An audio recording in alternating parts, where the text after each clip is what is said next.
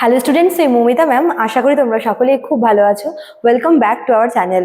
আজকে আমি তোমাদের ফার্স্ট সেমিস্টার মেজর ইংলিশের পেপার 1 থেকে তোমাদের ইউনিট 2 শুরু করব। সেখান থেকে তোমাদের ফার্স্ট টপিক হচ্ছে রাইটিং প্রসেস। ঠিক আছে, তো আজকে তোমাদের আমি এই টপিকের উপরেই কিন্তু ক্লাসটা ডিসকাস করতে চলেছি। চলো দেরি না করে শুরু করে দিই আজকের সেশনটা। দেখো, রাইটিং প্রসেস বা লেখার পদ্ধতি, ঠিক আছে, তো যে কোনো লেখার যে পদ্ধতি বা প্রসেস সেগুলো কিন্তু বিভিন্ন স্টেপ ওয়াইজ যায়। তো আজকে তোমাদের আমি সেই স্টেপগুলো নিয়েই কিন্তু ডিসকাস করতে চলেছি।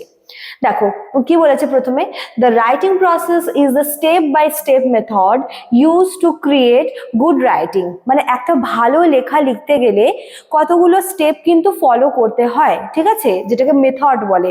তো স্টেপ বাই স্টেপ কিন্তু মেথড ওয়াইজ বলতে পারো যে একটা ভালো রাইটিং কিন্তু লেখা যায়। It helps a writer express ideas clearly and correctly. দেখবে যে যখন রাইটার কোনো একটা সুন্দর করে লেখা লিখতে চাইছে, তখন সে চাইবে যে তার যত কিছু আর কি সে এক্সপ্রেস করতে চায় সবটা যেন আর কি রিডাররা বুঝতে পারে। তার জন্য কি প্রয়োজন, পুরো বিষয়টাকে কিন্তু ক্লিয়ারলি ভাবে ডিসক্রাইব করাটা ভীষণ ইম্পর্টেন্ট, এবং এর জন্য কি করতে হবে, step by step method follow করতে হবে। ঠিক আছে, the first step is pre writing.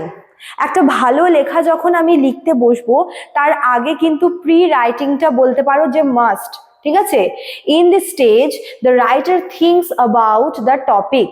Pre রাইটিংটা হচ্ছে ওই ফেজটা যেখানে রাইটার কি লিখবে বা তার যেটা লেখার টপিক সে তার উপরে একটু ওয়ার্ক করবে, সে তার টপিকটা নিয়ে একটু ভাববে, ওটা হচ্ছে ফার্স্ট স্টেপ। ঠিক আছে, ideas are collected through brainstorming, listing or mind mapping. দেখবে প্রথমে যখন কোনো রাইটার ডিসাইড করে যে সে একটা লেখা লিখবে, তো প্রথমে কিন্তু তাকে কি করতে হবে, সে কোন কোন বিষয়গুলো লিখবে বা কোন কোন টপিকগুলো সে রাখবে একটা লিস্ট করে নেয়। ঠিক আছে, প্রথমে সে তার ব্রেনে সমস্ত কিছু সাজিয়ে নেয় যে কোন কোন বিষয়গুলোর উপর আমি ফোকাস করব, তারপরে বলতে পারো যে একটা লিস্ট করে নেয়। তো এটাকে কিন্তু প্রি রাইটিং স্টেজ বলা হয়। The writer also decide the purpose of writing and the audience. শুধুমাত্র যে হচ্ছে লেখার ধরনটা হচ্ছে ভাববে তাই তা কিন্তু নয়, লেখার যে পারপাসটা, যে কোন উদ্দেশ্য নিয়ে লেখা হচ্ছে এবং রিডার বা অডিয়েন্স কিভাবে সেই লেখাটাকে নেবে, অ্যাকসেপ্ট করবে, সেটাও কিন্তু রাইটারের ভাবনার মধ্যে পড়ছে এবং সবটাই হচ্ছে এই ফার্স্ট স্টেপে পড়ছে। ঠিক আছে, সেকেন্ড স্টেপ হচ্ছে drafting. Here the writer writes the first version of the text. তো প্রথম পার্টটা গেল যেখানে কিন্তু রাইটার একটা রাফ একটা বলতে পারো যে ভাবছে যে কি লিখবো, আবার মনে করো যে কেটে দিচ্ছে আবার লিখছে।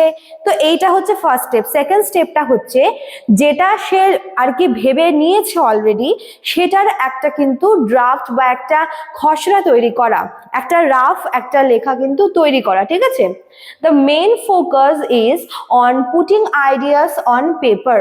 তার মধ্যে মানে এখানে আর কি মেইন ফোকাস যেটার উপরে হয় সেটা হচ্ছে মানে পুরো বিষয়টাকে পেপারের মধ্যে নামিয়ে দেওয়া। ঠিক আছে, grammar and spelling are not very important at this stage.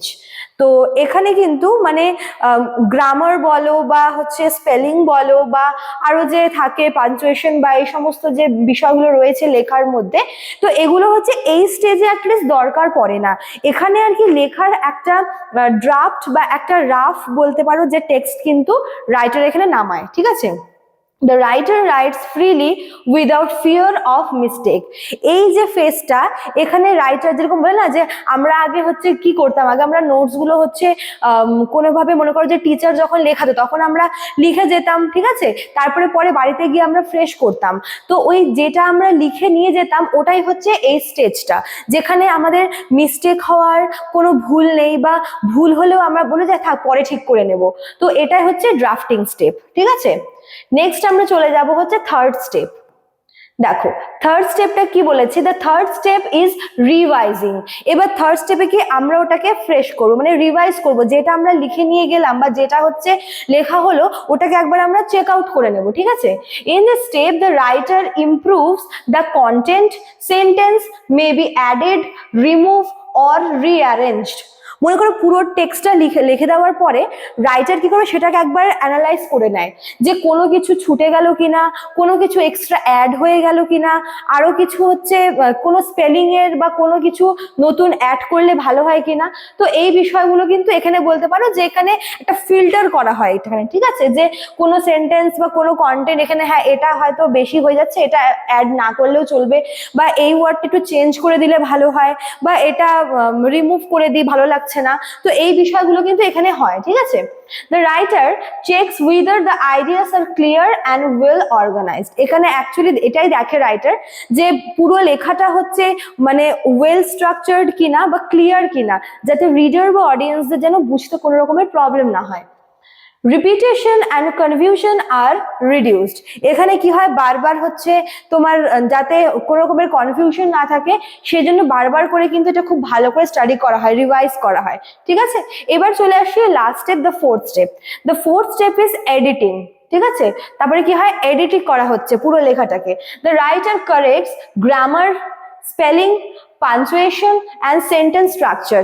এখানে হচ্ছে একবার দেখে নেয় যে কোথাও স্পেলিং ভুল আছে কিনা, কোথাও গ্রামাটিক্যাল কোনো মিস্টেক আছে কিনা, কোথায় পাঞ্চুয়েশন অ্যাড করব, কোথাও হয়তো সেন্টেন্সের স্ট্রাকচারটা একটু মিস্টেক আছে। তো এই বিষয়গুলো কিন্তু এখানে দেখা হয়।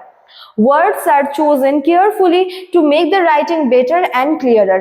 দেখবে সবসময় অতিরঞ্জিত কিন্তু ওয়ার্ডস ইউজ করলে লেখাটা হচ্ছে অনেক সময় কি হয় যে বোরিং হয়ে যায়। ওই জন্য ওয়ার্ড সিলেকশনটা, ওয়ার্ড মানে যেটা হচ্ছে সিলেকশন, সেটা ভীষণ পারফেক্ট হওয়া চাই, কারেক্ট হওয়া চাই, যাতে লেখাটা আরো বেটার হয় এবং ক্লিয়ার হয় অডিয়েন্স বা রিডারের কাছে, ঠিক আছে।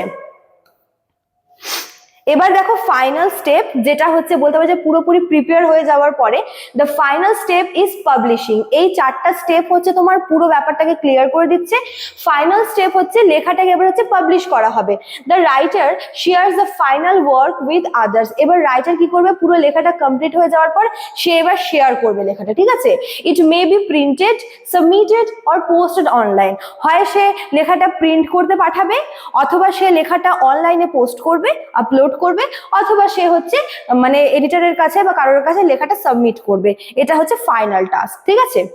Thus the writing process helps writer create clear, meaningful and effective writing. এইভাবে এই স্টেপ ওয়াইজ যদি যায়, প্রথমে হচ্ছে কি বললাম, প্রথমে হচ্ছে ওটাকে পুরোপুরি ভাবে হচ্ছে মানে প্রি রাইটিং করে নেবে, দেন ড্রাফটিং করবে, ঠিক আছে।